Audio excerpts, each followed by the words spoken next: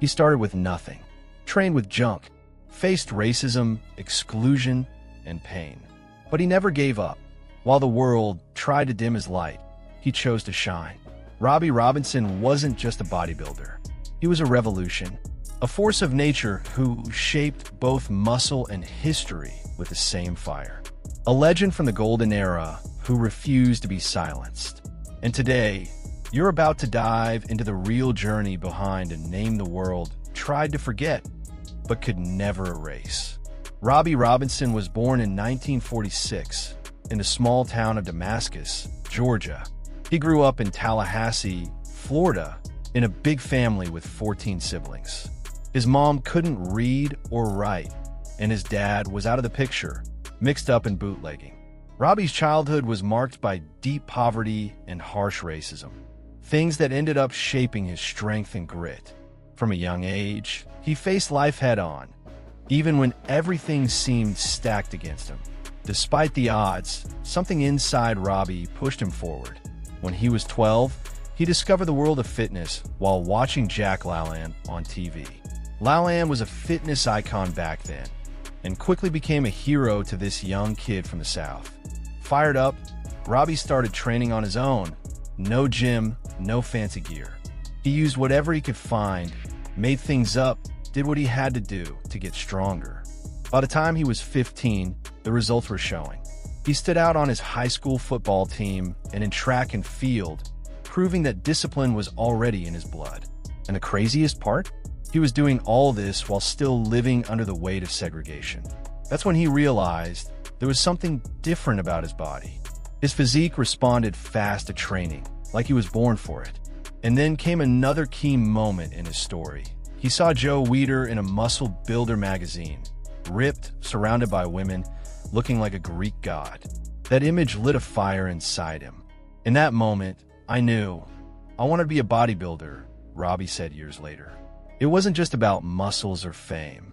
It was about freedom, about showing the world that even if you came from nothing, from a place where no one expected anything of you, you could still make it. Ever felt like that?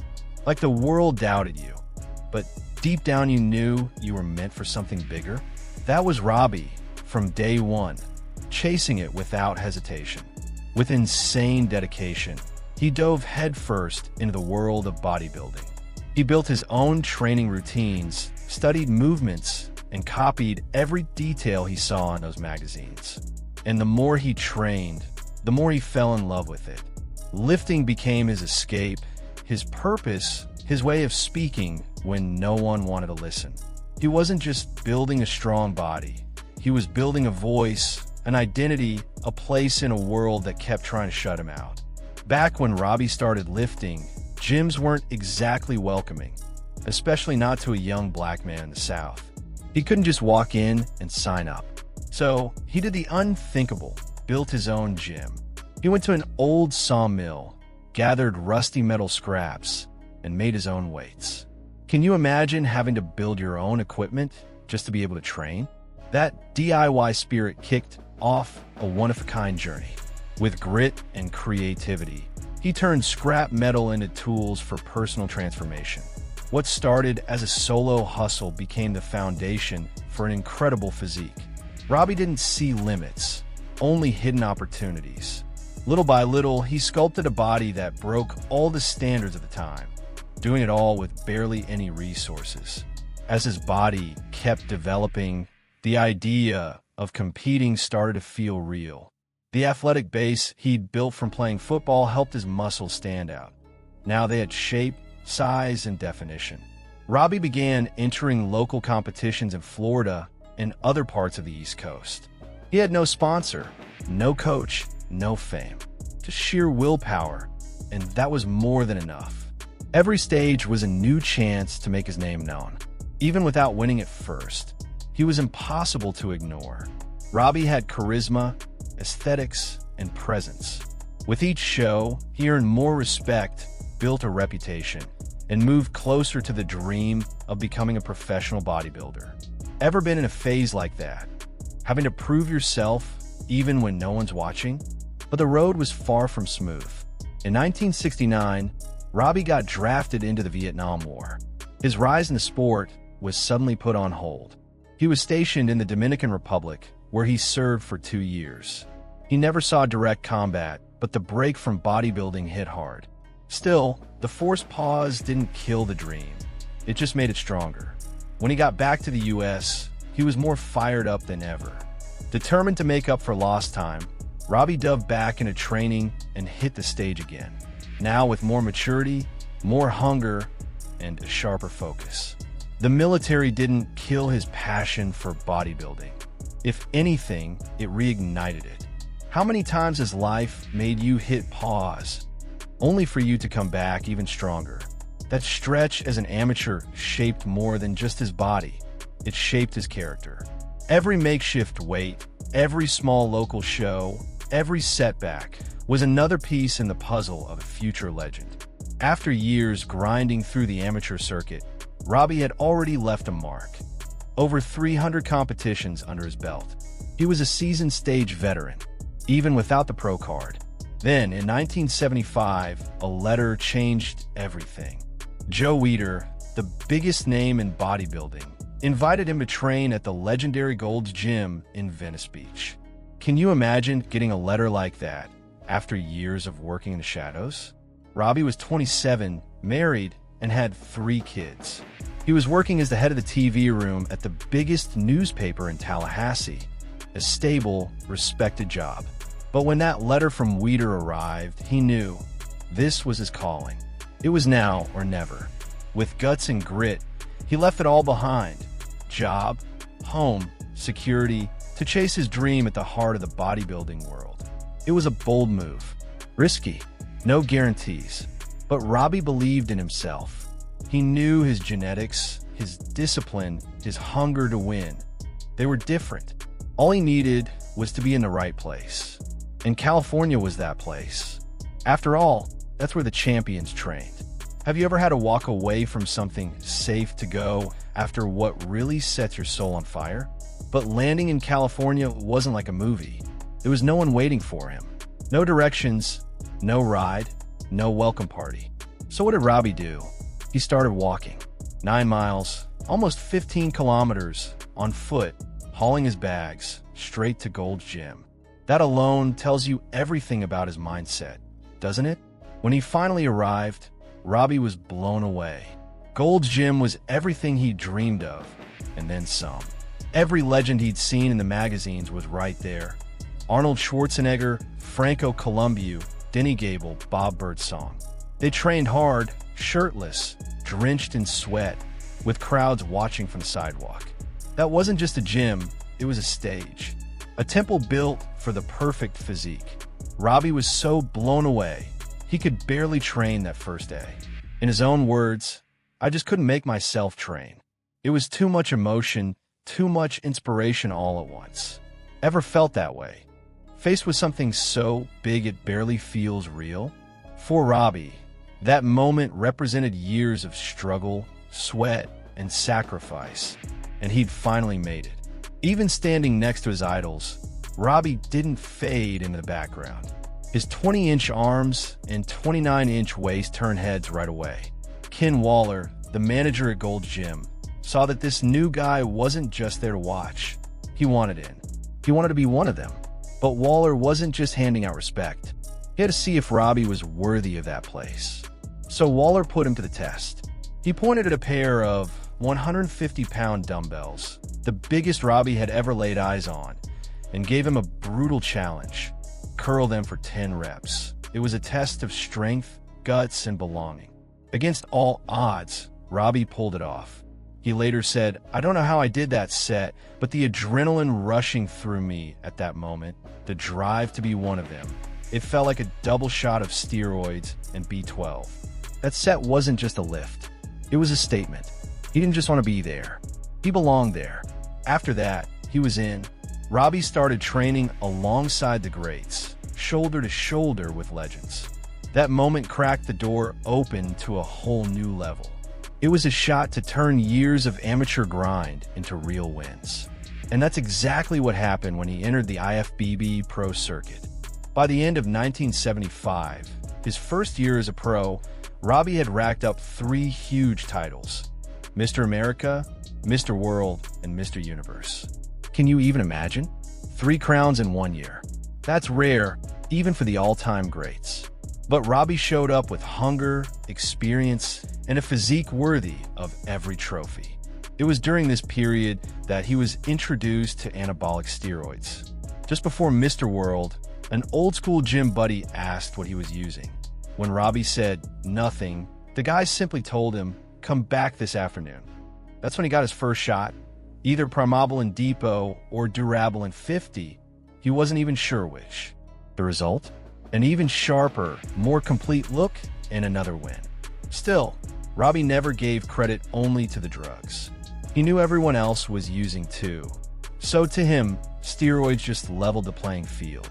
They didn't win the game. What made the difference in his eyes was still the hard work, the discipline, and the love for the sport. In 1977, Robby got the invite to be part of Pumping Iron, the film that would become a landmark in bodybuilding history. Big names, big money, especially surrounding Arnold Schwarzenegger. Robby noticed the gap and asked a fair question. Why was Arnold the only one getting paid well, while everyone else got scraps? It was a bold move, and it came with consequences. Back then, bodybuilders were paid peanuts, even at major events. So a successful movie could have been a huge opportunity. Robby stood up and said everyone deserved fair pay. But standing up came at a cost. He later revealed he was met with racial slurs when he spoke out. In 2003, Robby opened up about what happened. According to him, he walked out of Arnold's house, refusing to be in the film unless everyone got paid something. After that, bodybuilders were offered $100 a day, but not before he was called names like nigger nigger to his face. A contract for $10,000 was supposedly signed, but Robby claims he never saw a cent of it. The frustration stuck with him. Even so, years later, Robby looked back with surprising grace. In 2012, he said he held no grudges. He loved the movie and acknowledged how important it was for the golden era, for the growth of the sport, and for Arnold's rise. It was a milestone in how the world saw bodybuilding. But the scars of racism and injustice, those don't just fade away. But Pumping Iron wasn't the only clash between Robby and Arnold. During the Russ Warner Classic in San Jose, things escalated even more. Robby showed up stage-ready, ripped, shredded, and dry. Arnold, on the other hand, was off-season and noticeably puffier. The physical difference between them was clear, and according to Robby, that didn't sit well with the Austrian Oak. The real blow-up came during the post-contest banquet. Robby said that, in the middle of the celebration, Arnold walked in and started yelling racist slurs at him for several minutes. To Robby, it was obvious. Arnold was mad because he wasn't in better shape that night. Can you imagine? You're at your peak, finally standing out on merit, and what you get in return is hate. That's exactly what Robby experienced. After that moment, things between them were never the same. Robby made it clear he respected Arnold as a bodybuilder, but not as a person. According to him, every encounter after that was negative. That chapter pulls back the curtain. It wasn't just trophies and posing routines. Behind the scenes, there were tensions fueled by racism, ego, and power. By 1977, Robby Robinson was on top of the game. He had won every IFBB show he entered that year, proving he was one of the best in the world. Naturally, the next step was the Mr. Olympia, the biggest title in the sport. It was a shot to lock in a legacy and join the ranks of bodybuilding's immortals. And he went into it with that exact mindset. On the Olympia stage, Robby brought the heat. He took first place in the over 200-pound category, that's over 90 kilograms, with a physique that was thick, symmetrical, and razor-sharp. But shockingly, he lost the overall title to Frank Zane. The decision sparked outrage, and Robby didn't hold back. He believed the loss was racially motivated. They wanted to wipe Mr. Olympia for marketing reasons, he said. It was a serious claim, but Robby stood by it. The following year, same story. He won his class, but again was denied the crown. The frustration kept building. How could a guy with a perfect track record and an elite-level physique keep getting passed over? It didn't add up, unless politics were involved. Within the black bodybuilding community, Robby wasn't alone.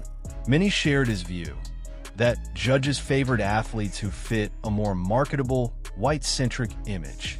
There were even reports of poor stage lighting aimed at dark-skinned competitors, making their definition harder to see.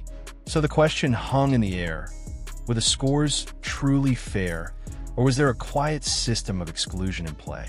The tension between Robby and the IFBB kept rising. He started noticing weird patterns: odd scorecards, biased judge commentary, suspicious results.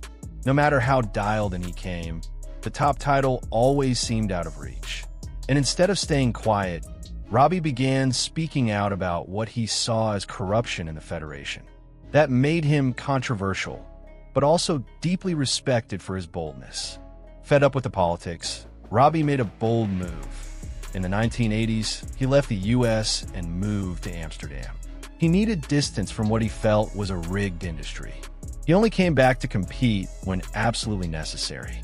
Overseas, he found peace and the space to reflect on everything. Ever thought about walking away from it all just to protect your peace? That's exactly what he did. By calling out what no one else dared to say, Robby earned a new nickname: the bad boy of bodybuilding. But to him, it was never about being rebellious just for the sake of it. It was about justice, about giving a voice to the athletes who felt overlooked. And more than anything, it was about fighting for a sport that was fair and honest. Robby was ready to pay the price for speaking the truth.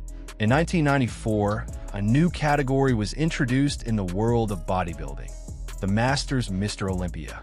The goal was to create a fair competition for athletes over 40, giving seasoned veterans with decades of experience a chance to compete without going head-to-head with younger guys in their physical prime. For Robby Robinson, this was a golden opportunity. Finally, he could step on an Olympia stage on equal footing. Behind the scenes, there were rumors about the real reason the event was created. Some said Joe Weider launched it with Lou Ferrigno in mind. He had just signed $1 million contract and needed to stay in the spotlight. The expectation was that Lou would be the star of the show. But contracts don't win shows, physiques do. And no one was more dialed in than Robby. Robby Robinson, forever known as Mr. Lifestyle, showed up absolutely peeled. Definition, size, symmetry, muscle maturity, he had it all. And he won. Finally, he stood on the Olympia stage and walked off with the title in hand.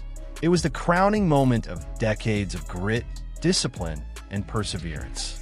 Can you imagine what it feels like to finally be champion after so many years of fighting? But he didn't stop there. Robby came back to the Masters Olympia and kept winning. In 1997 and again in 2000, he took home victories in the over 50s category, proving that time had only refined his physique. While others were slowing down, he was still leveling up. In 1997, he placed 4th overall. By 2000, he hit 3rd, over 50 years old. That's just insane.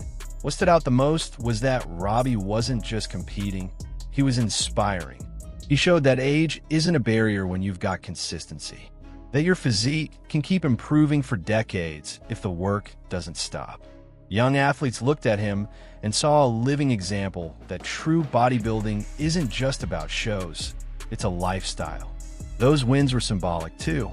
It was like the sport was finally recognizing his greatness. After all the controversies, the exclusions, the injustice, Robby never sold out to win trophies. He stayed true to his values, and the reward came when it was meant to.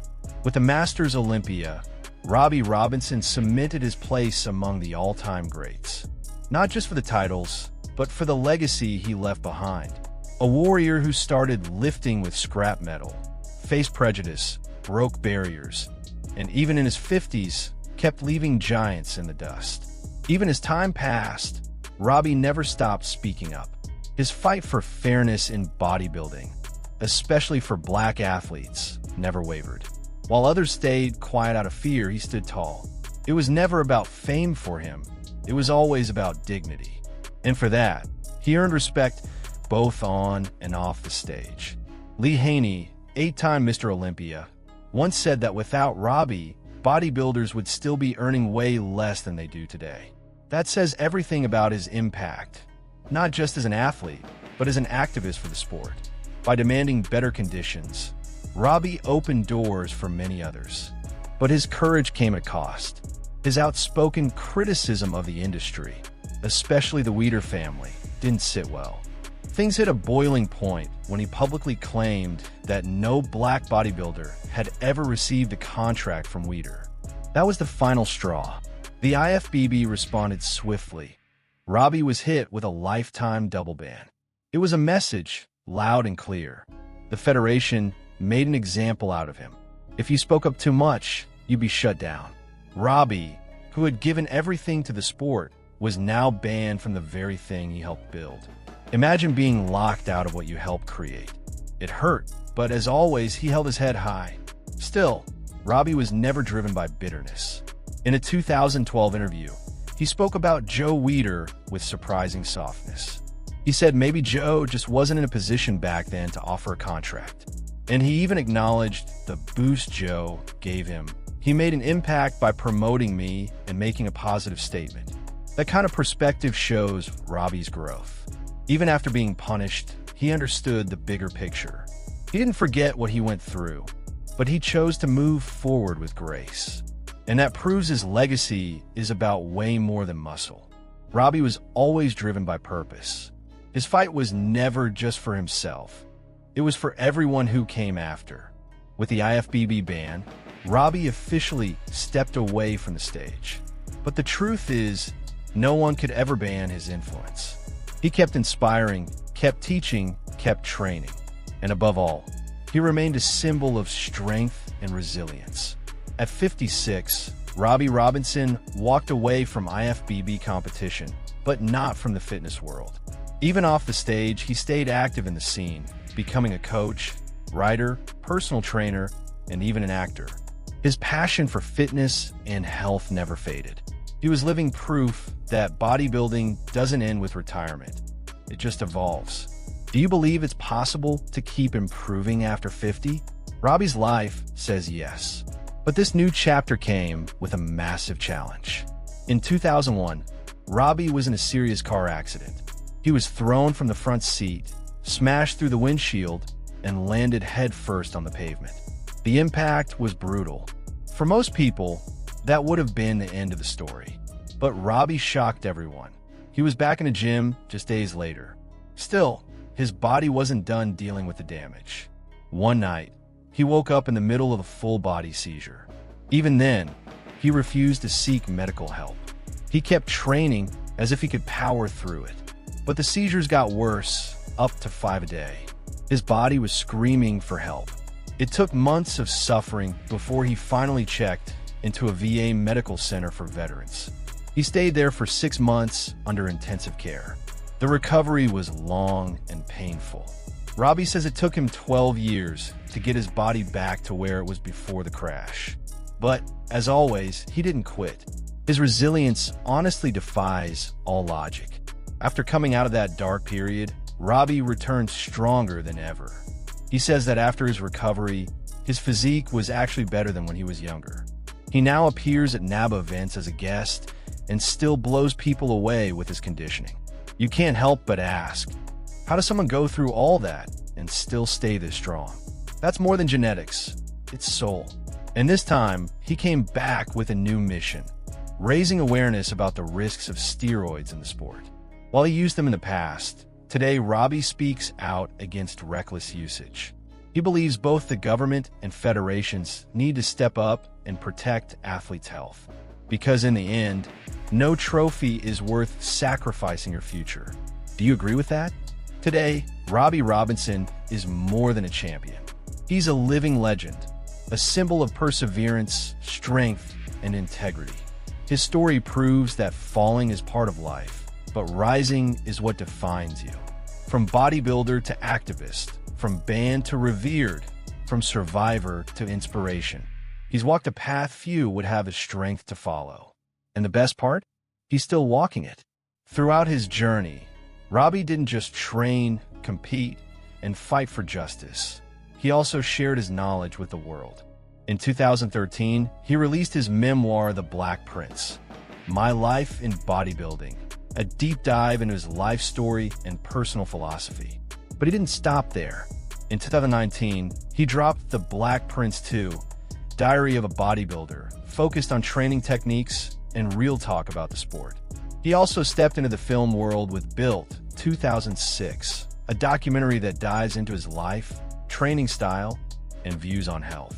Later came Masterclass with Robby Robinson, a hands-on bodybuilding session filmed in Venice, California. The project even featured natural Mr. Britain Ian Duckett and biomechanics expert Dean Murray. All of it shows one thing: Robby has always been about lifting others up. Thinking of the new generations, he took his Masterclass digital. Robby Robinson launched the Robby Robinson Masterclass app, available for Android and iOS, packed with exclusive content on training, health, and lifestyle. The Black Prince always believed that knowledge should be accessible, and he made sure to deliver it in every format possible. A true master in every sense of the word. And when it comes to titles, his track record speaks for itself. In 1975 alone, he won Mr. America, Mr. World, and Mr. Universe, all in the overall and middleweight divisions. In 1976, he repeated that success at Mr. Universe and Mr. International. In 1978, he took home the heavyweight title at Mr. Olympia. Over the following years, he racked up wins at major events like Night of Champions, New York Grand Prix, Muscle Fest, and many others. In 1994, he won the very first Masters Mr. Olympia, and then did it again in 1997 and 2000 in the over 50 category. Even in the 80s and 90s, when most were retiring, Robby kept winning. He placed 5th at the 1987 Mr. Olympia and kept dominating stages across federations like NABA and IFBB. His resume is one of the most impressive in the world. But this list isn't just about victories. It's about consistency, longevity, and excellence. Every title came through sweat, discipline, and guts. And most importantly, integrity. Robby Robinson never had to bow to the system to earn recognition. He carved his own path, and in doing so, left a legacy that time can't erase. From the very beginning, Robby knew how to find inspiration where others only saw limits. Jack Laland introduced him to the fitness world. Joe Weider showed him the way. Then came the golden era giants: Arnold, Zane, Gable, Birdsong, Columbia, who pushed him to go further. But it was with Mike Mincer that he found a mirror, a fierce, honest rival, someone he deeply respected and shared a critical eye with.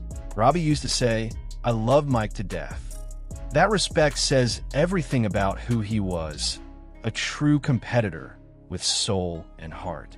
Robby Robinson wasn't just an incredible bodybuilder. He was a force for change. He challenged broken systems, stood up for his people, and refused to stay quiet. He didn't follow traditions blindly. He questioned. He fought for a sport that was fairer, more human. And that's what his story teaches us. It doesn't matter where you come from, how many people try to shut you down, or how many doors slam in your face. If you believe in something, fight for it with everything you've got.